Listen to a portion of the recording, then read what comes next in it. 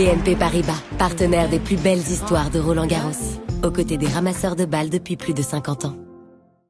Madison, congratulations. Not easy winning after saving 3 match points. So just tell us how you're able to do that and kind of clinch the win today. Yeah, obviously a really tough match. I think Sonia played especially well, and having to save those match points, I really just tried to dig deep, and I really wanted to make sure that she won the point and I didn't give it away. So happy to still be in the tournament. Questions, please. Start with Matt. Well done. You obviously won some huge, very tight points in Australia, though I don't think you saved a match point, but you did? Mm-hmm. Oh, sorry about that. I was just talking about this. Big match. Yes, big one. Anyway, against Iga? Yeah, that's what I thought. Okay, my bad. So, like, how has what goes through your brain changed over the years in terms of in those moments versus in past parts of your career? I think, especially tonight, I just kept thinking before each match point that, like I said, I wanted to make sure that I didn't give the point away. I wanted to make sure that I stayed tough and that she had to win the point. And if she did, then great, I did my part, and I could walk away with my head held high. So I really just wanted to kind of buckle down and make as many balls as possible, and I was able to do that. Madison, congratulations on today. Obviously, the scheduling is a big talking point this week, and I know Coco has spoken about it, Iga lastly spoken about it, Ons, of course. I wonder what are your thoughts about the scheduling of women's matches here, and do you think maybe you should come together to, you know, present the interests of the WTA players in some way, not only here, but in general in tennis? I mean, I think women typically have night matches everywhere else, so I don't think it's a point of discussion at other tournaments. It's obviously been a hot topic here.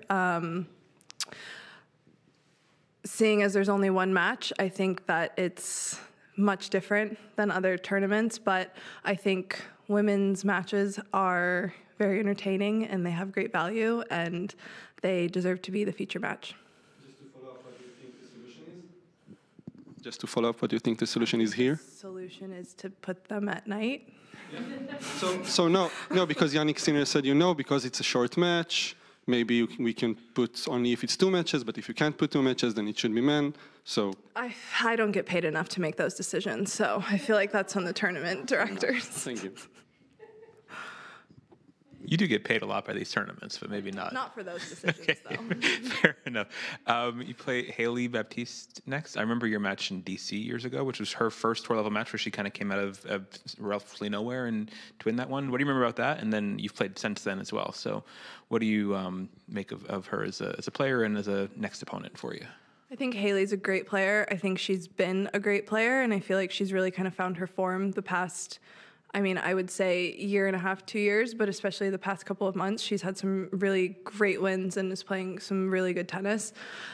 I'm not surprised. I've seen her growing up. I think she's had incredible talent the entire time. So really happy for her to see all of the success that she's having and kind of putting that all together and climbing up the rankings. All that said, I think it's going to be a really tough match. She's very talented. She has a lot of tangibles and she knows how to kind of mix up paces and but can also all of a sudden absolutely crack the ball. So going to be a really tough match, but looking forward to it. Congratulations. Before Australia, I watched you a lot and you have lost matches that you could have won. Thank you. And that little things made the difference. But after Australia, I think everything is possible with you after these special matches that you won. And what are your feelings now for what's coming up in this tournament? Because anything is possible.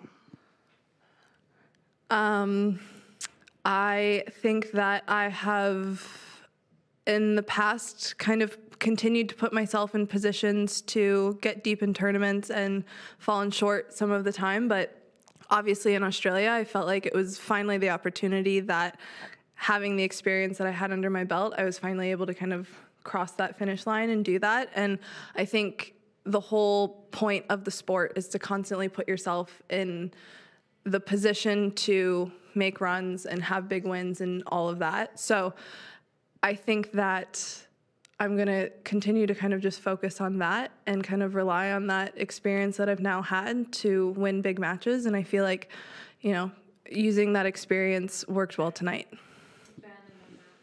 You hit a couple big aces in that last game as you served out the match. And I'm just wondering if you, when you hit those shots, if you're going for trying to hit a clean ace all the time, if you see something in her where she's standing or something, yeah, you're nodding, yeah. Okay then, I guess, but yeah, so what do you, how do you know, like, how do you see like a green light in your mind for like, okay, I got this in one shot? I feel like for me, my mentality on my serve is always a lot better when I'm trying to be aggressive. I feel like if I am trying to be a little bit more cautious, it kind of is a little bit more tentative and I don't really go for it enough. So I think walking up to the line, knowing that I have a big serve and that I'm pretty precise at hitting it where I want it to go, I think just walking up to the line, that's the number one goal, is I'm going to go for it. I'm going to try to, you know, hit an ace up the tee. And then if it kind of veers one way or the other, then that's okay. I just feel way better if I miss it a little bit wide, but going for it, that feels 10 times better than going up and trying to hit a 3/4 serve and missing it and then just feeling terrible about it. Did you see something in her return positioning that was an opening for you? I think that she was guarding the wide a little bit more, especially on the deuce side. But I also think that a lot of times when I go up to the line, I kind of just pick a spot and go for it. Physically, do you feel different late in these matches than you used to in terms of just your fitness being better? And to that point, have you not mastered, but gotten better at sort of managing the stress and exhaustion of these sort of 2-week things with your routines in between matches and then nights like this and off the court? I think that fitness-wise, I mean, I feel very fit, and I feel like I could play long matches, and like I keep laughing because I was like the losingest winner of Australia ever. So clearly I can be out on the court for a really long time. I think the bigger thing that I've really had to focus on is how to manage my stress in matches. I think a lot of times that's kind of where I would bail out of points early. I don't think it was really a physical issue. I think it was more mentally trying to shorten the points a little bit too soon just to kind of rush to get to the finish line. So I think that has been more of what I've had to focus on versus just straight up fitness. But I think that and then weirdly on off days, I actually am trying to focus on actually enjoying the tour a little bit more and where I am in the cities and going out. I think in the past I would kind of almost become a little bit of a hermit during these events just because I always wanted to save all of my energy, never wanted to maybe be, you know, tired for a match, but all of a sudden I was in these cities for 2 weeks and I never saw anything other than my hotel room, and that was not the life that I wanted to live, and I wanted to really kind of enjoy my time on tour, which I think helps my performance. Just following up on that then, what made you make that change to decide to want to enjoy life on tour more? I think it was really just, I've had so many years on tour and I would go home and, you know, people would ask me, oh, like, have you seen this? And I was like, no. Have you seen that? And I was like, I legitimately saw the tennis center in my hotel room for 15 days straight. And I just didn't want it to be like that. We get to travel the world and we get to go to all these amazing cities and places, and I didn't want to keep going to the same 3 restaurants that I've been to for 15 years. And that was kind of just the push where I kind of just wanted to get out a little bit more. And then from there, I noticed that I felt even better on the court just because I actually had a life outside of tennis, which felt like a little bit more balance. And then from there, it was kind of like, oh, I guess I can do this. And just for me, one of your most impressive shots this year has been your backhand down the line. Just curious what your relationship with that shot is. It's obviously a really difficult one, right? But I think you've been hitting it really well. So. Bjorn's going to be devastated to hear you say that. He hates when I take my backhand up the line. Okay. Why? Because he thinks that it should take it cross 99% of the time, and I typically go for something ridiculous down the line, and I make it, and I look at him and give him a funny face. So I really like it, and I'm glad that I have you as backup for my next argument that I have with him.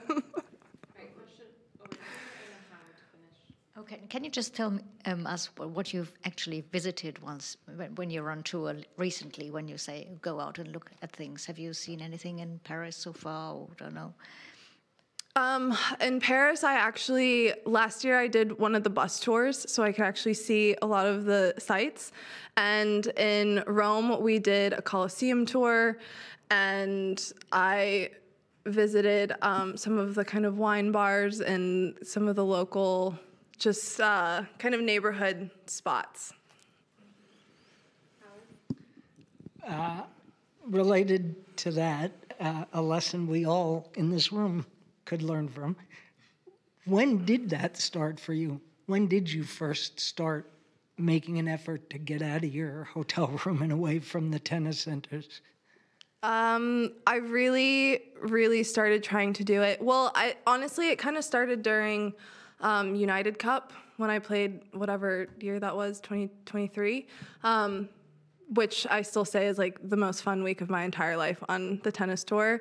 And we went out to dinner all the time as a big group. We were going to escape rooms. We were just doing a lot of things, and it kind of carried from there, where we would be in random cities and Jess and Des would want to go to an escape room. So we started doing that. And then we, occasionally we'll all go to dinner together. And it just kind of snowballed into that. And I kind of realized that I like actually spending time with my friends on tour outside of the tennis facilities. And like I said, it kind of added a nice balance to my life where I wasn't just a tennis player.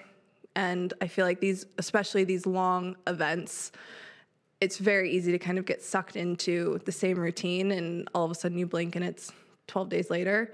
So yeah.